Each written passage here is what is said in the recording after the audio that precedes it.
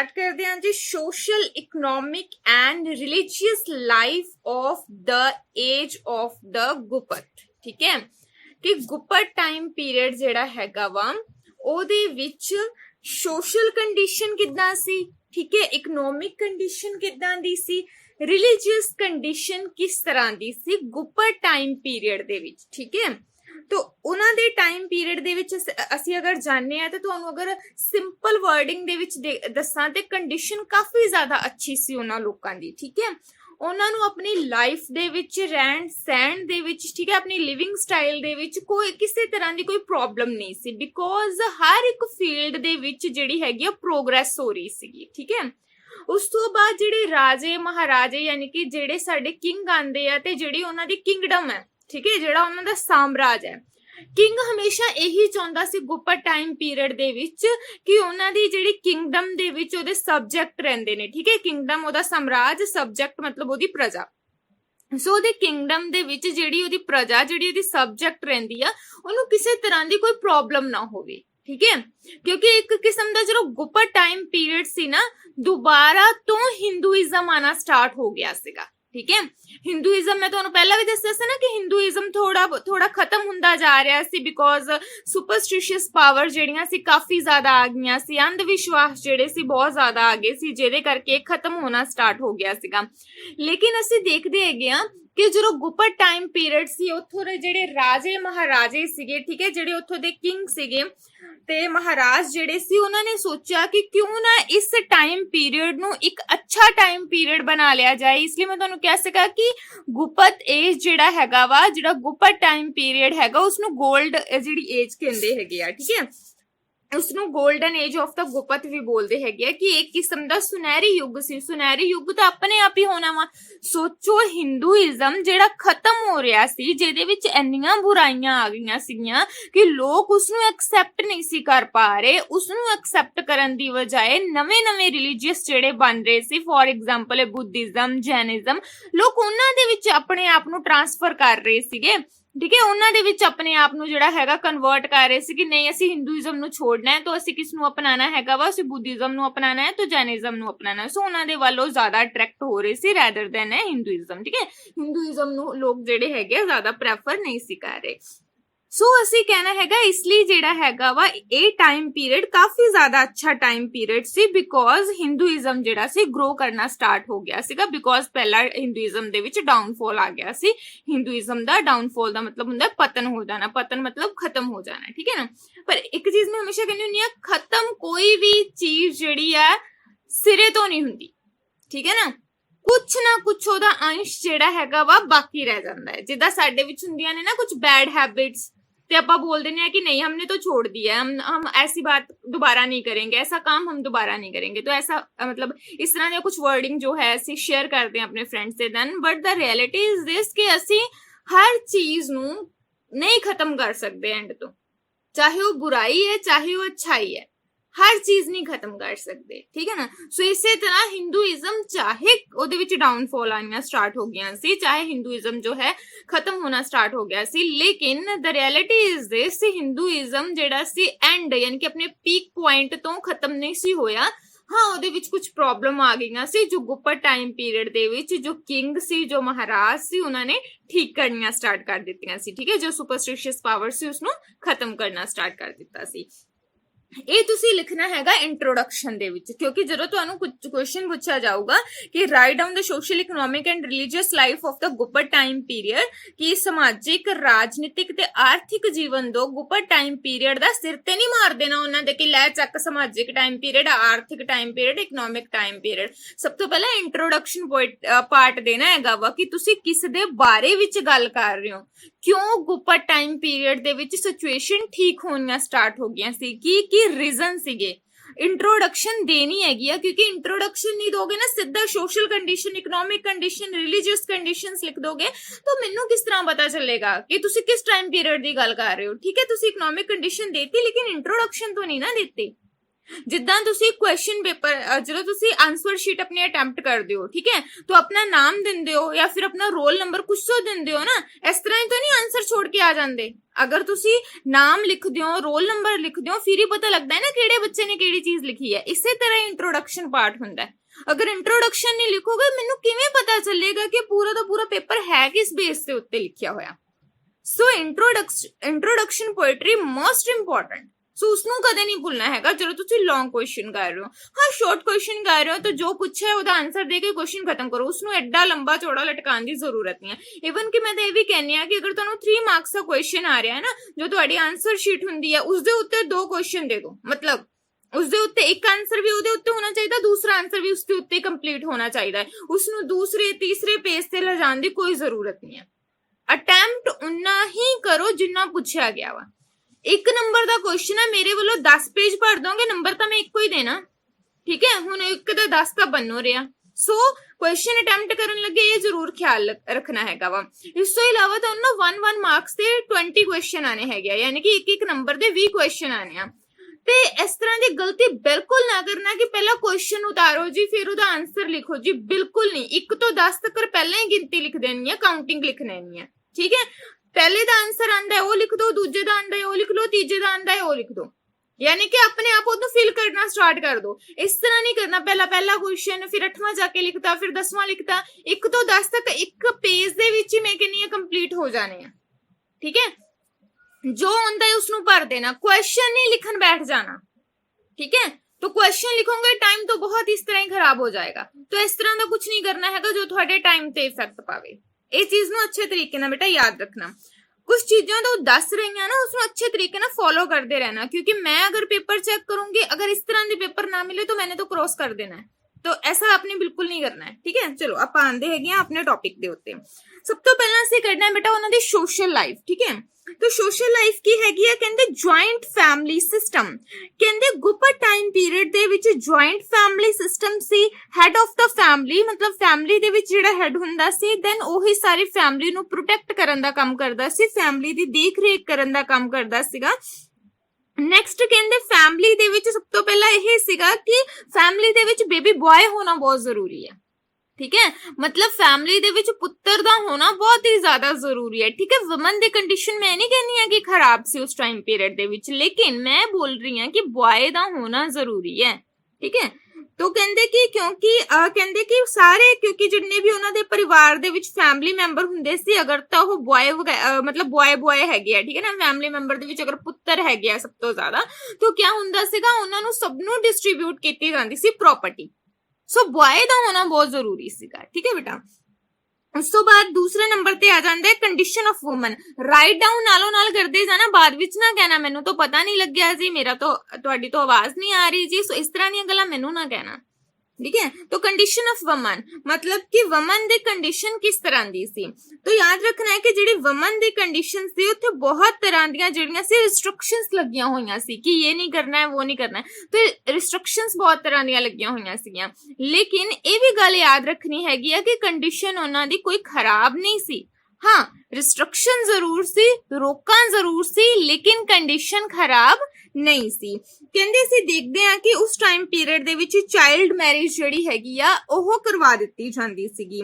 ते मोस्टली की कीता जांदा सीगा कि छोटी उम्र दीयां लड़कियां मतलब जिन्हां दी कोई एज ज्यादा नहीं सीगी उन्हां दी शादी कर दित्ती जांदी सी। कहंदे हाँ उस टाइम पीरियड दे विच ये चीज खत्म हो गई सीगी कि उस टाइम पीरियड दे विच गर्ल अपना जिहड़ा हैगा वा हस्बैंड खुद नहीं सी जिहड़ा सीगा सिलेक्ट कर सकदी, ठीक है।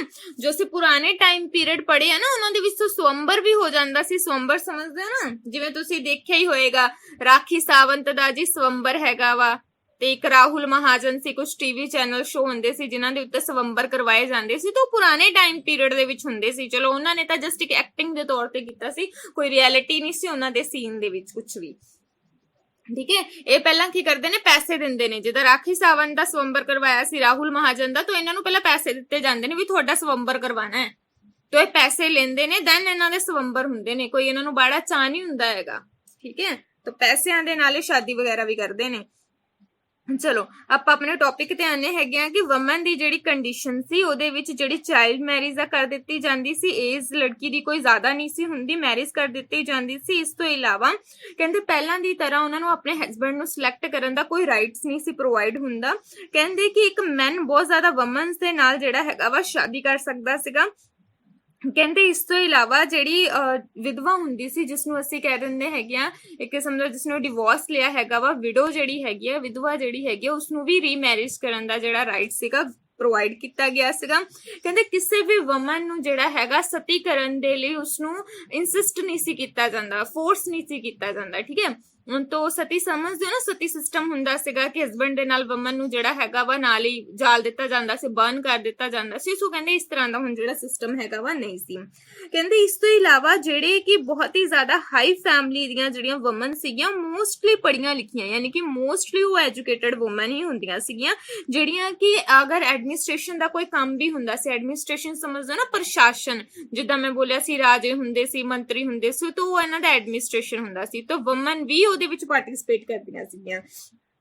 ਇਸ ਤੋਂ ਇਲਾਵਾ ਹੈਗਾ ਕਾਸਟ ਸਿਸਟਮ। ਯਾਦ ਰੱਖਣਾ ਕਾਸਟ ਸਿਸਟਮ ਉਸ ਸਮੇਂ ਬ੍ਰਾਹਮਣ, ਕੁਸ਼ਤਰੀ, ਵੈਸ਼, ਸ਼ੂਦਰ, ਠੀਕ ਹੈ, ਅਨਟਚੇਬਲ, ਕਹਿੰਦੇ ਇਹਨਾਂ 4 ਪਾਰਟਸ ਦੇ ਵਿੱਚ ਡਿਵਾਈਡ ਸੀਗਾ।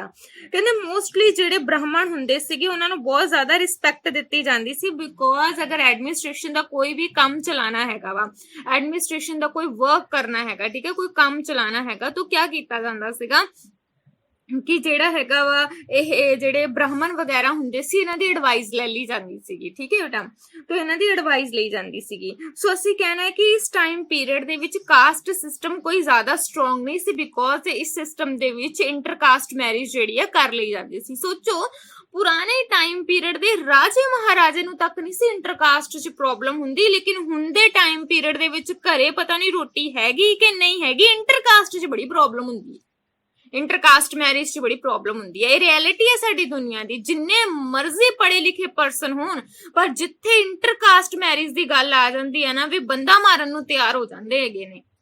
ਠੀਕ ਹੈ, not a family, ਮਤਲਬ ਮੈਂ ਨਹੀਂ ਕਰਦੀ ਗੱਲ ਕਹਿੰਦੀ ਹੈਗੀ ਕਿ ਸਿਰਫ ਐਜੂਕੇਟਡ ਫੈਮਲੀਜ਼ ਏਦਾਂ ਕਰਦੀਆਂ ਨੇ, ਮਤਲਬ ਐਜੂਕੇਟਡ ਹੋਣ ਜਾਂ ਕਹਿ ਲਓ ਕਿ ਇਲਿਟਰੇਟ ਪੀਪਲ ਹੋਣ, ਯਾਨੀ ਕਿ ਅਨਪੜ੍ਹ ਲੋਕ ਹੋਣ, ਕਾਸਟ ਸਿਸਟਮ ਦੇ ਵਿੱਚ ਹਰ ਇੱਕ ਨੂੰ ਪ੍ਰੋਬਲਮ ਆਂਦੀ ਆ। ਇਨਸਾਨ ਉਹ ਵੀ ਆ, ਇਨਸਾਨ ਅਸੀਂ ਵੀ ਆ, ਲੇਕਿਨ ਜਦੋਂ ਕਾਸਟ ਆ ਜਾਂਦੀ ਹੈਗੀ ਆ ਫਿਰ ਪ੍ਰੋਬਲਮ ਹੋਣੀ ਸਟਾਰਟ ਹੋ ਜਾਂਦੀ ਹੈ। ਠੀਕ ਹੈ, ਵੈਸੇ ਇੱਕ ਰਿਐਲਿਟੀ ਵੀ ਹੈਗੀ ਆ, ਅੱਜ ਅਸੀਂ ਹੈਗੇ ਆ ਕਹਿ ਲਓ ਕਿ ਨਿਊ ਜਨਰੇਸ਼ਨ ਹੈ ਨਾ, ਸਾਨੂੰ ਲੱਗਦਾ ਹੈਗਾ ਕਿ ਨਹੀਂ ਵੀ ਕਾਸਟ ਸਿਸਟਮ ਤੋਂ ਬੜਾ ਖਰਾਬ ਕੰਮ ਹੈ, ਕਾਸਟ ਸਿਸਟਮ ਤੋਂ ਅੱਛਾ ਨਹੀਂ ਹੈਗਾ, ਕਾਸਟ ਸਿਸਟਮ ਨਹੀਂ ਹੋਣਾ ਚਾਹੀਦਾ ਹੈਗਾ, ਹੈ ਨਾ, ਇੰਟਰਕਾਸਟ ਮੈਰਿਜ ਕਰ ਦੇਣੀ ਚਾਹੀਦੀ ਹੈ, ਇਸ ਤਰ੍ਹਾਂ ਦੀਆਂ ਕੁਝ ਚੀਜ਼ਾਂ। ਸੋ ਇਸ ਤਰ੍ਹਾਂ ਦੀਆਂ ਜਿਹੜੀਆਂ ਕੁਝ ਚੀਜ਼ਾਂ ਹੈਗੀਆਂ ਅਸੀਂ ਬੋਲਦੇ ਹੈਗੇ ਆ ਕਿ ਕਰ ਦੇਣੀਆਂ ਚਾਹੀਦੀਆਂ ਹੈਗੀਆਂ ਨੇ, ਲੇਕਿਨ ਰਿਐਲਿਟੀ ਕੀ ਹੈਗੀ ਆ, ਰਿਐਲਿਟੀ ਇਸ ਚੀਜ਼ ਦੀ ਹੈਗੀ ਆ ਕਿ ਜਿਹੜਾ ਸਾਡਾ ਕਾਸਟ ਸਿਸਟਮ ਹੈਗਾ ਵਾ, ਹੈ ਨਾ, ਤਾਂ ਜਿਹੜਾ ਸਾਡਾ ਕਾਸਟ ਸਿਸਟਮ ਆ ਮਤਲਬ ਹੁਣ ਦੇ ਟਾਈਮ ਪੀਰੀਅਡ ਦੇ ਵਿੱਚ ਤਾਂ ਸਾਨੂੰ ਇਸ ਤਰ੍ਹਾਂ ਲੱਗਦਾ ਹੈ ਕਿ ਨਹੀਂ ਵੀ ਕਾਸਟ ਸਿਸਟਮ ਬਹੁਤ ਅੱਛੀ ਚੀਜ਼ ਹੈਗੀ ਆ। ਸੌਰੀ, ਅੱਛੀ ਚੀਜ਼ ਸਿਰਫ ਉਹਨਾਂ ਲਈ ਆ ਜਿਹੜੇ ਇਹ ਚੀਜ਼ਾਂ ਨੂੰ ਸੋਚਦੇ ਆ, ਜਿਹੜੇ ਨੈਰੋ ਮਾਈਂਡਡ ਦੇ ਆ। ਠੀਕ ਹੈ, ਉਹ ਕਹਿੰਦੇ ਕਾਸਟ ਸਿਸਟਮ ਬਹੁਤ ਅੱਛਾ ਹੈ, ਆਪਣੀ ਫੈਮਿਲੀ ਦੇ ਵਿੱਚ ਹੀ ਜਿਹੜੀਆਂ ਸਾਡੀ ਜਿਹੜੀ ਨੈਕਸਟ ਜਨਰੇਸ਼ਨ ਹੈ ਜਾਣੀ ਚਾਹੀਦੀ ਆ। ਇਹ ਸਾਨੂੰ ਹੁਣ ਗੱਲਾਂ ਕਹਿਣੀਆਂ ਬਹੁਤ ਅੱਛੀਆਂ ਲੱਗਦੀਆਂ ਹੈ ਕਿ ਕਾਸਟ ਸਿਸਟਮ ਨਹੀਂ ਹੋਣਾ ਚਾਹੀਦਾ, ਲੋਕ ਹੈਗੇ ਨੈਰੋ ਮਾਈਂਡਡ ਦੇ ਆ, ਲੇਕਿਨ ਹੌਲੀ ਹੌਲੀ ਤੁਸੀਂ ਸਾਰੇ ਲੋਕ ਵੱਡੇ ਹੋ ਜਾਓਗੇ। ਜਦੋਂ ਤੁਸੀਂ ਇਸ ਏਜ 'ਚ ਪਹੁੰਚ ਗਏ ਨਾ, ਜਿਸ ਏਜ 'ਚ ਤੁਹਾਡੇ ਅੱਜ ਫਾਦਰ ਕੰਮ ਕਰ ਰਹੇ ਹੈਗੇ ਨੇ, ਹੈ ਨਾ, ਤਾਂ ਤੁਹਾਨੂੰ ਲੱਗੇਗਾ ਨਹੀਂ ਮੇਰੇ ਫਾਦਰ ਸਹੀ ਸੀ। ਰਿਐਲਿਟੀ ਇਹੀ ਆ ਜਾਂਦੀ ਹੈ ਕਿ ਜਦੋਂ ਅਸੀਂ ਥੋੜੇ ਵੱਡੇ ਹੋਣੇ ਸਟਾਰਟ ਹੋ ਜਾਂਦੇ ਆ ਨਾ, ਸਾਡਾ ਦਿਮਾਗ ਸੇਮ ਤਰ੍ਹਾਂ ਨਾਲ ਸੈੱਟ ਹੋ ਜਾਂਦਾ ਹੈ। ਜਿੱਦਾਂ ਅੱਜ ਮੈਨੂੰ ਵੀ ਬੜੀ ਪ੍ਰੋਬਲਮ ਹੁੰਦੀ ਹੈ, ਹਾਈ ਕਾਸਟ ਸਿਸਟਮ ਨਹੀਂ ਹੋਣਾ ਚਾਹੀਦਾ, ਲੋਕਾਂ ਦਾ ਕੀ ਦਿਮਾਗ ਖਰਾਬ ਹੈਗਾ, ਕਾਸਟ ਦੇ ਵਿੱਚ ਬਿਲੀਵ ਕਰਦੇ ਹੈਗੇ ਨੇ, ਸੇਮ ਉਹ ਵੀ ਸਾਡੀ ਤਰ੍ਹਾਂ ਦਾ ਹੀ ਪਰਸਨ ਹੈ, ਅਸੀਂ ਵੀ ਸੇਮ ਉਹਦੇ ਤਰ੍ਹਾਂ ਦੇ ਹੀ ਪਰਸਨ ਹੈਗੇ ਆ। ਤਾਂ ਸਾਨੂੰ ਨਾ ਇਹ ਚੀਜ਼ਾਂ ਹੁਣ ਦੀ ਏਜ 'ਚ ਬਹੁਤ ਸਹੀ ਲੱਗਦੀਆਂ ਨੇ, ਬਹੁਤ ਸਹੀ ਲੱਗਦੀਆਂ ਨੇ ਵੀ ਨਹੀਂ, ਜੋ ਅਸੀਂ ਕਹਿ ਰਹੇ ਹਾਂ ਵੀ ਸਾਡੇ ਤੋਂ ਵੱਧ ਤਾਂ ਦਿਮਾਗ ਹੀ ਨਹੀਂ ਬੰਦੇ ਦਾ ਕੰਮ ਕਰਦਾ, ਕਾਸਟ ਤੋਂ ਹੋਣੀ ਨਹੀਂ ਚਾਹੀਦੀ, ਹੁਣ ਬਹੁਤ ਸਹੀ ਹੈ। ਥੋੜੇ ਜਿਹੇ ਵੱਡੇ ਹੋਰ ਹੋ ਜਾਓ, ਤੁਹਾਨੂੰ ਲੱਗੇਗਾ ਨਹੀਂ ਸਾਡੇ ਮਦਰ ਫਾਦਰ ਜ਼ਿਆਦਾ ਸਹੀ ਸੀ, ਕਾਸਟ ਸਿਸਟਮ ਹੋਣਾ ਚਾਹੀਦਾ ਹੈ, ਸਾਡੀ ਕੁੜੀ ਸਾਡੀ ਹੀ ਬਰਾਦਰੀ 'ਚ ਹੋਣੀ ਚਾਹੀਦੀ ਹੈ, ਸਾਡਾ ਮੁੰਡਾ ਸਾਡਾ ਹੀ ਬਰਾਦਰੀ ਦੇ ਵਿੱਚ, ਯਾਨੀ ਕਿ ਇੰਟਰਕਾਸਟ ਵੀ ਮੈਰਿਜ ਹੋਣੀ ਚਾਹੀਦੀ, ਕਾਸਟ ਦੇ ਅਕੋਰਡਿੰਗ ਹੀ ਜਿਹੜੀ ਮੈਰਿਜ ਹੋਣੀ ਚਾਹੀਦੀ ਹੈ। ਇਹ ਰਿਐਲਿਟੀ ਹੈ। ਬਟ ਮੈਂ ਤੁਹਾਨੂੰ ਪਿਛਲੇ ਟੌਪਿਕ ਤੇ ਹੀ ਜਾਣਨੀ ਹੈਗੀ ਆ ਕਿ ਗੁਪਤ ਟਾਈਮ ਪੀਰੀਅਡ ਦੇ ਵਿੱਚ ਜਿਹੜਾ ਕਾਸਟ ਸਿਸਟਮ ਸੀਗਾ ਬਿਲਕੁਲ ਨਹੀਂ ਸੀ। ਠੀਕ ਹੈ, ਲੋਕ ਇੰਟਰਕਾਸਟ ਮੈਰਿਜ ਈਜ਼ੀਲੀ ਜਿਹੜੀ ਹੈਗੀ ਆ ਉਹ ਕਰ ਲੈਂਦੇ ਹੁੰਦੇ ਸੀ। ਠੀਕ ਹੈ, ਇਸ ਤੋਂ ਬਾਅਦ ਹੈਗਾ ਸਲੇਵਰੀ ਸਿਸਟਮ, ਕਹਿੰਦੇ ਦਾਸ ਪ੍ਰਥਾ। ਕਹਿੰਦੇ ਕਿ ਦਾਸ ਪ੍ਰਥਾ ਯਾਨੀ ਕਿ ਸਲੇਵਰੀ ਸਿਸਟਮ ਵੀ ਉਸ ਸਮੇਂ ਦੇ ਵਿੱਚ, ਉਸ ਟਾਈਮ ਪੀਰੀਅਡ ਦੇ ਵਿੱਚ ਚੱਲਦਾ ਸੀਗਾ, ਬਿਕੋਜ਼ ਕਹਿੰਦੇ ਲੋਕ ਜਿਹੜੇ ਸੀਗੇ, ਜਦੋਂ ਮੰਨ ਲਓ ਕੋਈ ਪਰਸਨ ਪ੍ਰਿਜ਼ਨਰ ਹੈਗਾ ਵਾ, ਮਤਲਬ ਕੈਦੀ ਹੈਗਾ ਵਾ, ਜਾਂ ਕਿਸੇ ਨੇ ਗੈਂਬਲਿੰਗ ਦੇ ਵਿੱਚ ਉਹ ਪਰਸਨ ਹਾਰ ਗਿਆ, ਮਤਲਬ ਜੂਏ ਦੇ ਵਿੱਚ ਉਹ ਪਰਸਨ ਹਾਰ ਗਿਆ ਹੈਗਾ ਵਾ, ਤਾਂ ਉਸਨੂੰ ਪੈਸਾ ਤਾਂ ਦੇਣਾ ਪੈਣਾ ਹੀ ਹੈ ਨਾ, ਤਾਂ ਪੈਸਾ ਦੇਣਾ ਪੈਣਾ ਹੈ। ਹੁਣ ਅਗਰ ਉਹਦੇ ਕੋਲ ਪੈਸਾ ਨਹੀਂ ਹੈ ਤਾਂ ਪੈਸਾ ਕਿੱਥੇ ਦੇਗਾ, ਤਾਂ ਕੀ ਬਣ ਜਾਂਦਾ ਸੀ, ਸਲੇਵ ਬਣ ਜਾਂਦਾ ਸੀ। ਲੇਕਿਨ ਦ ਰਿਐਲਿਟੀ ਇਜ਼ ਦਿਸ, ਅਗਰ ਤੁਸੀਂ ਪੈਸਾ ਚੁਕਾ ਦੋਗੇ ਦੈਨ ਤੁਸੀਂ ਆਪਣੀ ਜਿਹੜਾ ਸਲੇਵ ਸਿਸਟਮ ਹੈਗਾ ਉਹ ਤੋਂ ਤੁਸੀਂ ਫ੍ਰੀ ਹੋ ਜਾਓਗੇ, ਠੀਕ ਹੈ ਬੇਟਾ। ਉਸ ਤੋਂ ਬਾਅਦ ਹੈਗਾ ਡਰੈਸ ਐਂਡ ਦਾ ornaments, ਕਹਿੰਦੇ ਕਿ ਗਹਿਣੇ, ਪਹਿਰਾਵਾ ਅਤੇ ਗਹਿਣੇ। ਹੁਣ ਤੁਸੀਂ ਦੇਖੋ ਉਸ ਟਾਈਮ ਪੀਰੀਅਡ ਦੇ ਵਿੱਚ ਨਾ ਬਹੁਤ ਤਰ੍ਹਾਂ ਦੇ ਫੈਬਰਿਕ ਹੁੰਦੇ ਸੀਗੇ, ਠੀਕ ਹੈ, ਉੱਨੀ ਕੱਪੜਾ, ਸੂਤੀ ਕੱਪੜਾ, ਰੇਸ਼ਮੀ ਕੱਪੜਾ, ਇਦਾਂ ਤੁਸੀਂ ਬੋਲ ਦਿੰਦੇ ਹੋ, ਕੋਟਨ ਹੈਗੀ ਹੈ, ਠੀਕ ਹੈ, ਤਾਂ ਇਸ ਤਰ੍ਹਾਂ ਦੀਆਂ ਚੀਜ਼ਾਂ। ਤਾਂ ਬਹੁਤ ਸਾਰਾ ਫੈਬਰਿਕ ਜਿਹੜਾ ਸੀਗਾ ਉਸ ਟਾਈਮ ਪੀਰੀਅਡ ਦੇ ਵਿੱਚ ਹੁੰਦਾ ਸੀਗਾ। ਨਾਲ ਦੇ ਨਾਲ ਤੁਸੀਂ ਯਾਦ ਰੱਖਣਾ ਹੈ ਕਿ ਉਸ ਟਾਈਮ ਪੀਰੀਅਡ ਦੇ ਵਿੱਚ ਜਿਹੜਾ ਮੈਨ ਸੀਗਾ ਧੋਤੀ ਕੁੜਤਾ, ਪੰਜਾਬੀ ਇੰਗਲਿਸ਼ ਧੋਤੀ ਕੁੜਤਾ ਹੀ ਹੁੰਦਾ ਵਾ, ਤੇ ਵਮਨ ਸਾੜੀ ਤੋਂ ਸਾੜੀ ਹੁੰਦੀ ਹੈ, ਠੀਕ ਹੈ। ਤਾਂ ਪੇਟੀਕੋਟ, ਬਲਾਊਜ਼, ਸਾੜੀ, ਇਸ ਤਰ੍ਹਾਂ ਦੀਆਂ ਚੀਜ਼ਾਂ ਜਿਹੜੀਆਂ ਹੈਗੀਆਂ ਵਮਨ ਵੇਅਰ ਕਰਦੀਆਂ ਸੀਗੀਆਂ। ਇਸ ਤੋਂ ਇਲਾਵਾ ਕਹਿੰਦੇ ਉਹ ਜਿਹੜੇ ਹੈਗੇ 골ਡ ਹੋ ਗਿਆ, ਸਿਲਵਰ ਹੋ ਗਿਆ, ਜਾਂ ਜਿਹੜੇ ਐਲੀਫੈਂਟ ਟੀਥ ਹੋ ਗਏ, ਉਹਨਾਂ ਦੇ ਉਹ ornaments ਬਣਾਉਂਦੇ ਸੀ, ਗਹਿਣੇ ਵਗੈਰਾ ਬਣਾਉਂਦੇ ਸੀਗੇ। ਤੇ ਵਮਨ ਜਿਹੜੀਆਂ ਸੀਗੀਆਂ, ਚਾਹੇ ਉਹ ਮੈਨ ਸੀ ਚਾਹੇ ਵਮਨ ਸੀ, ਦੋਨਾਂ ਨੂੰ ਹੀ ਫੈਸ਼ਨ ਜਿਹੜਾ ਸੀਗਾ ਬਹੁਤ ਹੀ ਜ਼ਿਆਦਾ ਪਸੰਦ ਸੀਗਾ, ਠੀਕ ਹੈ, ਫੈਸ਼ਨ ਦੇ ਅਕੋਰਡਿੰਗ ਆਪਣੇ ਆਪ ਨੂੰ ਚਲਾਉਂਦੇ ਸੀਗੇ। ਉਸ ਤੋਂ ਬਾਅਦ ਸੋਰਸ ਆਫ ਦਾ ਐਂਟਰਟੇਨਮੈਂਟ, ਕਹਿੰਦੇ ਐਂਟਰਟੇਨਮੈਂਟ ਦੇ ਸੋਰਸ ਕੀ ਸੀਗੇ, ਸੇਮ ਲਿਖ ਦੇਣਾ ਜਿੱਦਾਂ ਤੁਸੀਂ ਪੁਰਾਣੇ ਲਿਖਦੇ ਹੈਗੇ ਹੋ, ਹੰਟਿੰਗ ਕਰਨਾ, ਗੈਂਬਲਿੰਗ ਕਰਨਾ, ਸ਼ਤਰੰਜ ਖੇਡਣਾ, ਠੀਕ ਹੈ, ਜਿਹੜੇ ਐਨੀਮਲਸ ਹੋ ਗਏ ਉਹਨਾਂ ਦੀ ਫਾਈਟ ਕਰਾਉਣਾ, ਇਹ ਸਾਰੇ ਉਹਨਾਂ ਦੇ ਇੱਕ ਐਂਟਰਟੇਨਮੈਂਟ ਦਾ ਸਾਧਨ ਸੀਗੇ, ਠੀਕ ਹੈ। ਉਸ ਤੋਂ ਬਾਅਦ ਹੈਗਾ ਸਾਡੀ ਇਕਨੋਮਿਕ ਕੰਡੀਸ਼ਨ। ਚਲੋ ਚੱਲਦੇ ਹਾਂ ਆਪਣੀ ਇਕਨੋਮਿਕ ਕੰਡੀਸ਼ਨ ਦੇ ਉੱਤੇ। ਸਭ ਤੋਂ ਪਹਿਲਾਂ ਹੈਗਾ ਜੀ ਐਗਰੀਕਲਚਰ। ਕਹਿੰਦੇ ਉਸ ਟਾਈਮ ਪੀਰੀਅਡ ਦੇ ਵਿੱਚ ਐਗਰੀਕਲਚਰ ਜਿਹੜਾ ਸੀ ਇੰਪੋਰਟੈਂਟ ਫੀਲਡ ਹੁੰਦੀ ਸੀ, ਜਿਹਦੇ ਵਿੱਚ ਕਹਿੰਦੇ ਕਿ ਉਸ ਟਾਈਮ ਪੀਰੀਅਡ ਦੇ ਜਿਹੜੇ ਰਾਜੇ ਮਹਾਰਾਜੇ ਸੀ, ਗੁਪਤ ਟਾਈਮ ਪੀਰੀਅਡ ਦੇ ਜਿਹੜੇ ਰੂਲਰ ਸੀਗੇ, ਉਹ ਵੀ ਕਾਫੀ ਜ਼ਿਆਦਾ ਇੰਪ੍ਰੈਸ ਹੁੰਦੇ ਸੀ ਇਸ ਤਰ੍ਹਾਂ ਦੇ ਸਿਸਟਮ ਤੋਂ। ਕਹਿੰਦੇ ਉਹ ਜਿਹੜੇ ਫਾਰਮਰ ਹੁੰਦੇ ਸੀ ਉਹਨਾਂ ਨੂੰ ਬਹੁਤ ਤਰ੍ਹਾਂ ਦੀਆਂ ਜਿਹੜੀਆਂ ਹੈਗੀਆਂ ਸਹੂਲਤਾਂ ਯਾਨੀ ਕਿ ਫੈਸਿਲਿਟੀ ਦਿੱਤੀਆਂ ਜਾਂਦੀਆਂ ਸੀਗੀਆਂ ਕਿੰਗ ਦੇ ਵੱਲੋਂ। ਕਹਿੰਦੇ ਈਵਨ ਕਿ ਉਹਨਾਂ ਨੇ ਅਗਰ ਹਾਰਵੈਸਟਿੰਗ ਕਰਨੀ ਹੈ, ਸਮਝਦੇ ਨਾ, ਹਾਰਵੈਸਟਿੰਗ ਸਿੰਚਾਈ ਕਰਨੀ ਜਿਸ ਨੂੰ ਬੋਲ ਦਿੰਦੇ ਹੈਗੇ ਆ, ਤਾਂ ਅਗਰ ਉਹਨਾਂ ਨੇ ਸਿੰਚਾਈ ਕਰਨੀ ਹੈਗੀ ਆ, ਖੇਤਾਂ ਨੂੰ ਪਾਣੀ ਦੇਣਾ ਹੈਗਾ, ਦੈਨ ਉਹਨਾਂ ਦੇ ਲਈ ਵੀ ਉਹਨਾਂ ਨੇ ਕੁਝ ਜਿਹੜੀਆਂ ਹੈਗੀਆਂ ਨੇ ਫੈਸਿਲਿਟੀ ਪ੍ਰੋਵਾਈਡ ਕੀਤੀਆਂ ਸੀ। ਫੋਰ ਐਗਜ਼ਾਮਪਲ ਦੇ ਤੌਰ ਤੇ ਰਾਈਟ ਡਾਊਨ ਕਰ ਲਓ, ਕਹਿੰਦੇ ਸਿਕੰਦਰ ਗੁਪਤ ਜਿਹੜਾ ਹੈਗਾ ਉਹਨੇ ਇੱਕ ਸੁਦਰਸ਼ਨ ਲੇਕ ਜਿਹੜੀ ਸੀਗੀ ਬਣਵਾਈ ਸੀਗੀ, ਠੀਕ ਹੈ, ਬਿਲਡ ਬਾय ਦਾ ਸੁਦਰਸ਼ਨ ਝੀਲ, ਠੀਕ ਹੈ। ਕਹਿੰਦੇ ਕਿ ਜਿਹੜਾ ਸਾਡਾ ਹੈਗਾ ਸਿਕੰਦਰ ਗੁਪਤ ਬਿਲਡ ਬਾय ਦਾ ਸੁਦਰਸ਼ਨ ਲੇਕ, ਕਹਿੰਦੇ ਸੁਦਰਸ਼ਨ ਜਿਹੜੀ ਝੀਲ ਹੈਗੀ ਆ ਉਹ ਬਣਾਈ ਗਈ ਸੀ ਸਿਕੰਦਰ ਗੁਪਤ ਦੇ ਦੁਆਰਾ। ਕਹਿੰਦੇ ਇਹਦੇ ਨਾਲ ਕੀ ਹੋਈਆਂ ਸੀ, ਸਾਡੀਆਂ ਕ੍ਰੌਪ ਬਹੁਤ ਜ਼ਿਆਦਾ ਅੱਛੀਆਂ ਹੋਈਆਂ ਸਟਾਰਟ ਹੋ ਗਈਆਂ ਸੀਗੀਆਂ, ਕਿਉਂਕਿ ਦੇਖੋ ਫਸਲ ਨੂੰ ਪਾਣੀ ਮਿਲੇਗਾ, ਸਾਡੀ ਕ੍ਰੌਪ ਨੂੰ ਪਾਣੀ ਮਿਲੇਗਾ, ਤਾਂ ਉਹ ਤਾਂ ਵੈਸੇ ਵੀ ਅੱਛੀ ਹੋਣੀ ਸਟਾਰਟ ਹੋ ਜਾਏਗੀ ਨਾ। ਤਾਂ ਇਸੇ ਤਰ੍ਹਾਂ ਹੀ ਕਹਿੰਦੇ ਕਿ ਜਦੋਂ ਸਾਡਾ ਹੈਗਾ ਵਾ ਸਿਕੰਦਰ ਗੁਪਤ, ਉਹਨੇ ਸੁਦਰਸ਼ਨ ਝੀਲ ਬਣਾਈ ਸੀਗੀ, ਦੈਨ ਜਿਹੜੀਆਂ ਸੀ ਕ੍ਰੌਪ ਕਾਫੀ ਅੱਛੀਆਂ ਹੋਣੀਆਂ ਸਟਾਰਟ ਹੋ ਗਈਆਂ ਸੀਗੀਆਂ। ਤਾਂ ਤੁਸੀਂ ਇਹ ਵੀ ਨਾਲ ਦੇ ਨਾਲ ਰਾਈਟ ਡਾਊਨ ਕਰ ਦੇਣਾ ਕਿ ਪੁਰਾਣੇ ਟਾਈਮ ਪੀਰੀਅਡ ਦੇ ਵਿੱਚ ਕਿਸ ਤਰ੍ਹਾਂ ਦੀਆਂ ਕ੍ਰੌਪ ਹੁੰਦੀਆਂ ਸੀ, ਮਤਲਬ ਕਿਸ ਤਰ੍ਹਾਂ ਦੀਆਂ ਫਸਲਾਂ ਹੁੰਦੀਆਂ ਸੀ, ਜਿਹੜੀਆਂ ਮਰਜ਼ੀ ਲਿਖ ਦੋ, ਹੁਣ ਦੇ ਟਾਈਮ ਪੀਰੀਅਡ ਦੀਆਂ ਲਿਖ ਦੋ, ਪੁਰਾਣੇ ਟਾਈਮ ਪੀਰੀਅਡ ਦੀਆਂ। ਇੰਡੀਆ ਦੇ ਵਿੱਚ ਤੋਂ ਪਹਿਲਾਂ ਵੀ ਹੁੰਦੀਆਂ ਸੀ, ਹੁਣ ਵੀ ਹੁੰਦੀਆਂ ਸੀ, ਜਿੱਦਾਂ ਕਣਕ, ਮੱਕੀ, ਠੀਕ ਹੈ, ਝੋਨਾ, ਸੋ ਇਸ ਤਰ੍ਹਾਂ ਦੀਆਂ ਚੀਜ਼ਾਂ ਜੋ ਵੀ ਤੁਹਾਨੂੰ ਪਤਾ ਹੋਣਗੀਆਂ। ਮੇਰੇ ਨਾਲੋਂ ਜ਼ਿਆਦਾ ਤੁਹਾਨੂੰ ਪਤਾ ਹੋਏਗਾ ਕਿ ਕਿਸ ਤਰ੍ਹਾਂ ਦੀਆਂ ਚੀਜ਼ਾਂ ਉਗਾਈਆਂ ਜਾਂਦੀਆਂ ਹੈਗੀਆਂ ਨੇ। ਉਸ ਤੋਂ ਬਾਅਦ ਹੈਗਾ ਇੰਡਸਟਰੀਜ਼। ਕਹਿੰਦੇ ਇੰਡਸਟਰੀਜ਼ ਦਾ ਮਤਲਬ ਹੈਗਾ ਉਦਯੋਗ।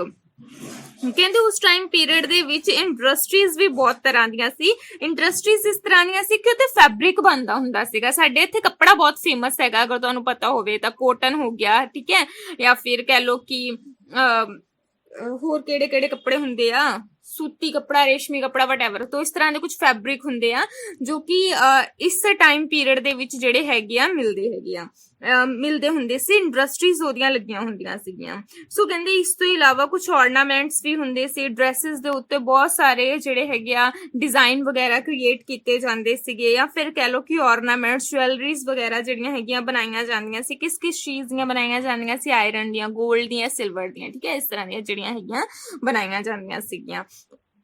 ਇਸ ਤੋਂ ਇਲਾਵਾ ਹੈਗਾ ਟ੍ਰੇਡ। ਕਹਿੰਦੇ ਟ੍ਰੇਡ ਕਿਸ ਤਰ੍ਹਾਂ ਦਾ ਚੱਲਦਾ ਸੀਗਾ? ਕਹਿੰਦੇ ਕਿ ਟ੍ਰੇਡ ਉਸ ਸਮੇਂ ਇਸ ਤਰ੍ਹਾਂ ਦਾ ਚੱਲਦਾ ਸੀਗਾ ਕਿ ਡਿਫਰੈਂਟ ਪਲੇਸਿਸ ਦੇ ਨਾਲ ਸਾਡਾ ਜਿਹੜਾ ਹੈਗਾ ਟ੍ਰੇਡ ਚੱਲਦਾ ਸੀ, ਮਤਲਬ ਡਿਫਰੈਂਟ ਜਗ੍ਹਾ ਦੇ ਨਾਲ ਸਾਡਾ ਜਿਹੜਾ ਹੈਗਾ ਵਪਾਰ ਚੱਲਦਾ ਹੁੰਦਾ ਸੀਗਾ। ਤੋਂ ਪਲੇਸਿਸ ਕਿਹੜੀਆਂ ਨੇ? ਰਾਈਟ ਡਾਊਨ ਕਰ ਲੈਣਾ।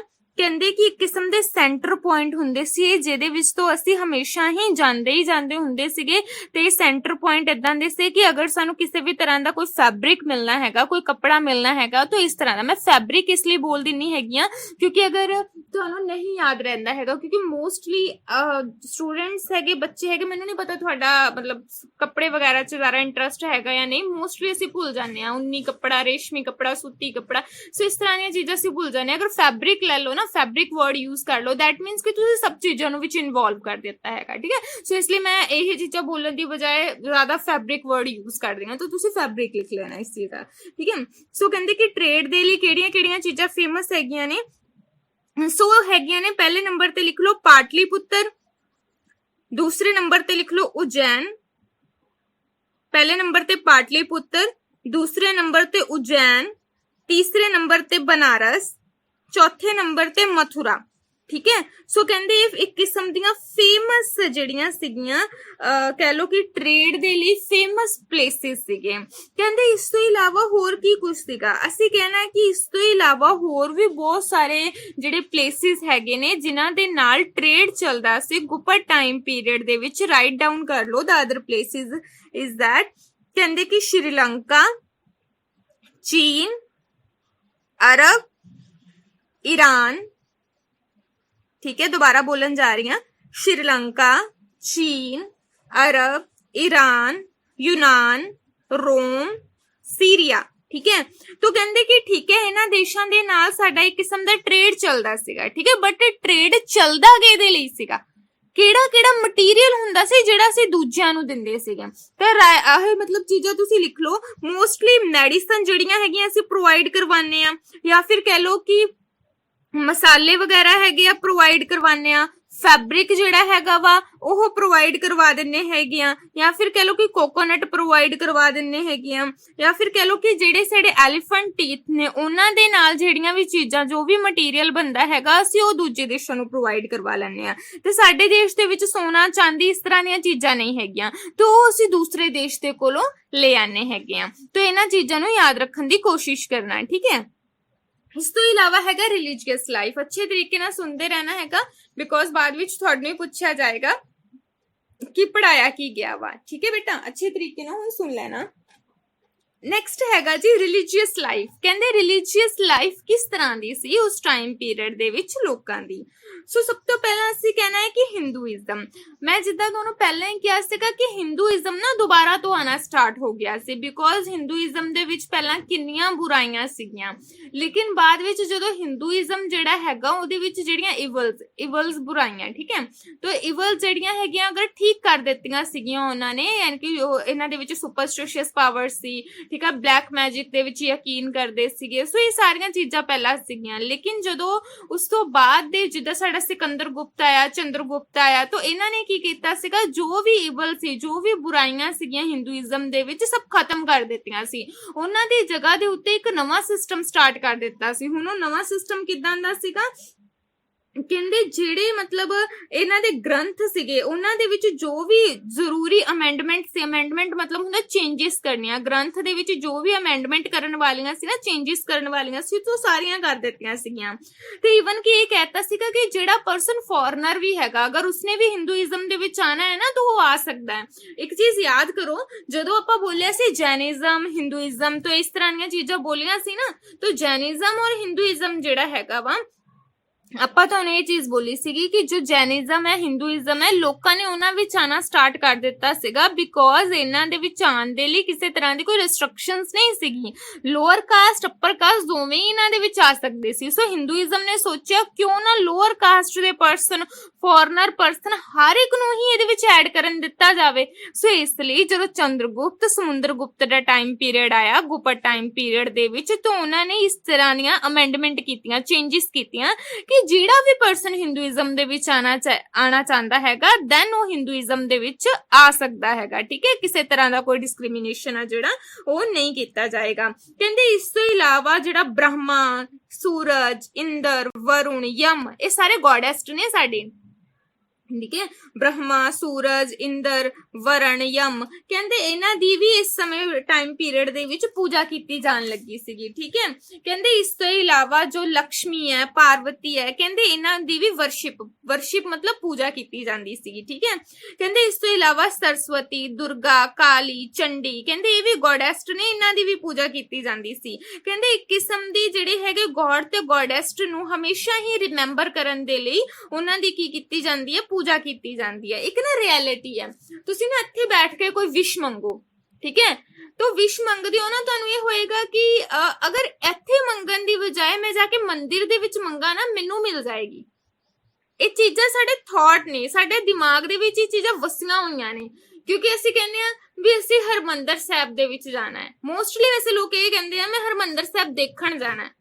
ਆ वर्डिंग ਤੁਸੀਂ ਕਿਸੇ ਦੀ वर्डिंग देख लो, ਕਿਸੇ ਦੇ ਵੀ वर्डिंग, अगर तो कोई थोड़ा सियाना पर्सन हैगा तो बोलेगा मैं हरमंदर साहब च मत्था टेकन जाना हैगा वा। तो अगर नॉर्मल जिदा साडी एज दे पर्सन हो गए तो बोलेगा मैं हरमंदर साहब देखन जाना है। वर्डिंग च डिफरेंस समझ आया? किसी ने जस्ट देखन जाना है, ठीक है, यानी कि फोटो ही क्लिक करन जाने हैं, तो किसी ने मत्था टेकन जाना है। सो ये ਜਿਹੜੀਆਂ ਚੀਜ਼ਾਂ ਹੈਗੀਆਂ ਨੇ ਨਾ, ਇਹ ਸਾਡੇ ਦਿਮਾਗ ਤੇ ਸੈੱਟ ਹੈਗੀਆਂ ਨੇ ਇੱਕ ਕਿਸਮ ਦੀਆਂ। ਜਿੱਦਾਂ ਮੈਂ ਤੁਹਾਨੂੰ ਬੋਲਿਆ ਕਿ ਗॉड ਤੇ ਗॉडेस ਨੂੰ ਰਿਮੈਂਬਰ ਕਰਨ ਦੇ ਲਈ, ਉਹਨਾਂ ਨੂੰ ਯਾਦ ਕਰਨ ਦੇ ਲਈ ਉਹ ਬਣਾਈਆਂ ਗਈਆਂ, ਮੂਰਤੀਆਂ ਬਣਾਈਆਂ ਗਈਆਂ। ਇਹ ਚੀਜ਼ ਕਿਉਂ ਲਿਖੀ ਗਈ ਹੈ? ਕਿਉਂਕਿ ਅਗਰ ਅਸੀਂ ਇੱਥੇ ਬੈਠ ਕੇ ਕੋਈ ਵਿਸ਼ ਮੰਗਦੇ ਆ ਨਾ, ਤੇ ਸਾਨੂੰ ਲੱਗੇਗਾ ਪੂਰੀ ਨਹੀਂ ਹੋਣੀ ਹੈਗੀ। ਅਗਰ ਅਸੀਂ ਇਹੀ ਵਿਸ਼ ਜਾ ਕੇ ਗੁਰਦੁਆਰੇ ਦੇ ਵਿੱਚ ਮੰਗਦੇ ਆ, ਸਾਨੂੰ ਲੱਗੇਗਾ ਉੱਥੇ ਪੂਰੀ ਹੋ ਗਈ ਹੈ। ਇਹ ਸਿਰਫ ਸਾਡੇ ਥਾਟ ਨੇ। परमात्मा नहीं कहता पहला मेरे घर आ, फिर मंग, फिर मैं तेनू विश दूंगा। जिद्दां मैं तुहानू बोलिया सी पीके मूवी जरूर देखना, अगर तुसी देख सकदे हो। तां ਉਹਦੇ ਵਿੱਚ ਆਮਿਰ ਖਾਨ ਨੇ ਡਾਇਲੌਗ ਬੋਲਿਆ ਸੀ ਕਿ ਇਦਾਂ ਦਾ ਕਿਹੜਾ ਪਰਮਾਤਮਾ ਹੈਗਾ ਵਾ ਜਿਹੜਾ ਕਹਿੰਦਾ ਕਿ ਤੂੰ ਪਹਿਲਾਂ ਮੇਰੇ ਕੋ ਐਡੀ ਦੂਰ ਆ, ਉਸ ਤੋਂ ਬਾਅਦ ਪਲਟੇ ਖਾ ਖਾ ਕੇ ਆ, ਆਪਣੇ ਸਰੀਰ ਨੂੰ ਇਹਨੇ ਚੋਟ ਦੇ, ਦੈਨ ਤੂੰ ਮੇਰੇ ਕੋ ਵਿਸ਼ ਮੰਗੇਗਾ, ਦੈਨ ਮੈਂ ਤੇਰੀ ਵਿਸ਼ ਪੂਰੀ ਕਰਾਂਗਾ। ਅਰੇ ਇਦਾਂ ਦਾ ਪਰਮਾਤਮਾ ਤਾਂ ਹੈ ਹੀ ਨਹੀਂ ਹੈ। ਇਨਸਾਨ ਫਿਰ ਵੀ ਖਰਾਬ ਹੈਗਾ ਹੈ, परमात्मा बहुत चंगा हैगा है। अगर अज असी लोग हैगे आ ना, अगर अज असी लोग डाइजीज दे नाल नहीं घिरे होए, तो सिर्फ परमात्मा दे करके है कि कुछ ना कुछ किसे ना किसे ने टाइम पीरियड दे विच अच्छा कीता होएगा, देन असी अज हैगे आ। तो इत्थे जिहड़ी लाइन लिखी गई है मैनूं अच्छी भी लगी है कि गुप्त टाइम पीरियड दे विच लोकां ने सोचा कि गॉड ते गॉडेस नूं रिमेंबर किदां कीता जाएगा। सो ओदी वर्शिप दे लई, ओदी पूजा दे लई उन्हां दी स्टैचू बनवा दित्ते, तो मूर्ति बनवा दित्ती उन्हां दी। ठीक है। तो नैक्सट हैगा जी बुद्धिज्म। कहंदे उस टाइम पीरियड दे विच बुद्धिज्म भी काफी ज्यादा हरमन प्यारा सी। बुद्धिज्म किस तरह हरमन प्यारा सी, मतलब बुद्धिज्म नूं भी बहुत ज्यादा इंपॉर्टेंस दित्ती जांदी सी। राइट डाउन कर लो कि बुद्धिज्म किहड़े-किहड़े प्लेसेस दे उत्ते बहुत ज्यादा फेमस सीगा। राइट डाउन नालंदा, नालंदा एक यूनिवर्सिटी है, मैं तुहानू पहले दस दिन्नी है। ठीक है। नालंदा, कशोबी, कशोबी दे विच भी यूनिवर्सिटी हैगी आ, बुद्धिज्म दे नाल रिलेटेड उत्थे सिक्ख्यावां दित्तियां जांदियां ने। ठीक है बेटा, चलो राइट डाउन कर लो। नालंदा, कशोबी, कांची, मथुरा, सारनाथ। ठीक है, ये बुद्धिज्म दे लिए फेमस प्लेस सीगे। नेक्स्ट है जी जैनिज्म। हाँ हाँ जी, हाँ जी। नालंदा, कशोबी, कांची, मथुरा, सारनाथ। कांची, मथुरा, सारनाथ। ठीक है बेटा। नेक्स्ट बेटा हैगा जैनिज्म। ਹੁਣ ਜੈਨਿਜ਼ਮ ਜਿਹੜਾ ਹੈਗਾ, ਕਹਿੰਦੇ ਗੁਪਤ ਟਾਈਮ ਪੀਰੀਅਡ ਦੇ ਵਿੱਚ ਜੈਨਿਜ਼ਮ ਜਿਹੜਾ ਹੈਗਾ ਵਾ, ਕਹਿੰਦੇ ਇਹਦਾ ਇਨਫਲੂਐਂਸ, ਇਹਦਾ ਪ੍ਰਭਾਵ ਬਹੁਤ ਜ਼ਿਆਦਾ ਘਟ ਗਿਆ ਸੀ। ਮਤਲਬ ਜੈਨਿਜ਼ਮ ਜਿਹੜਾ ਸੀਗਾ ਇੰਨੇ ਇੰਪੋਰਟੈਂਟ ਵਾਲਾ ਰਹਿ ਨਹੀਂ ਸੀ ਗਿਆ। ਸੋ ਜੈਨਿਜ਼ਮ ਜਿਹੜਾ ਹੈਗਾ ਇੰਪੋਰਟੈਂਟ ਵਾਲਾ ਅਗਰ ਤੁਸੀਂ ਮੰਨ ਕੇ ਚੱਲੋ ਨਹੀਂ ਰਹਿ ਗਿਆ, ਤਾਂ ਇਹਦੇ ਪਲੇਸਿਸ ਵੀ ਬਹੁਤ ਘੱਟ ਹੋਣਗੇ ਜਿੱਥੇ ਜੈਨਿਜ਼ਮ ਜਿਹੜਾ ਹੈਗਾ ਵਾ ਹੁੰਦਾ ਸੀਗਾ। ਸੋ ਰਾਈਟ ਡਾਊਨ ਕਰ ਲਓ ਜਸਟ ਮਥੁਰਾ, ਮਥੁਰਾ, वल्लभी, वल्लभी, मथुरा, वल्लभी। मथुरा ते वल्लभी एक इदां दे प्लेस हैगे ने जिथे जैनिज्म सी, अदरवाइज जैनिज्म टोटली खत्म हो गया सी। ठीक है बेटा। सो इस दे नाल ही साडी सोशल, इकोनॉमिक ते जिहड़ी रिलीजियस लाइफ हैगी आ, ये टोटली खत्म हुंदी है। ठीक है। हुण तुहाडे कोल 1 बाय 1 क्वेश्चन पुट किया जाएगा। मैं उम्मीद करदी हां कि तुसीं जिहड़े आंसर हैगे आ जरूर दोगे। ठीक है। तो 1 बाय 1 क्वेश्चन पुट किया जाएगा। पहला हैगा धितिक, वालिया, ਓਕੇ ਬੇਟਾ ਸੋਸ਼ਲ ਕੰਡੀਸ਼ਨ ਦੇ ਵਿੱਚ ਤੁਸੀਂ ਕੁਝ ਵੀ ਦੱਸ ਦਿਓ ਕਿ ਔਮਨ ਦੀ ਕੰਡੀਸ਼ਨ ਕਿੱਦਾਂ ਦੀ ਸੀ।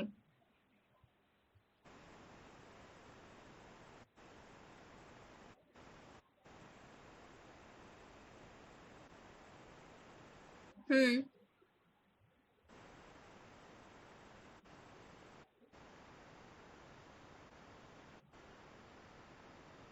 ਹਾਂਜੀ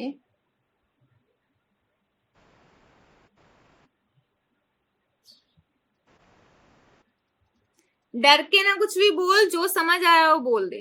ठीक है, लैंग्वेज मैटर नहीं करती किस दे विच बोल रहे हैं, बट कंप्लीट कर अपने फॉर्म नु। हम्म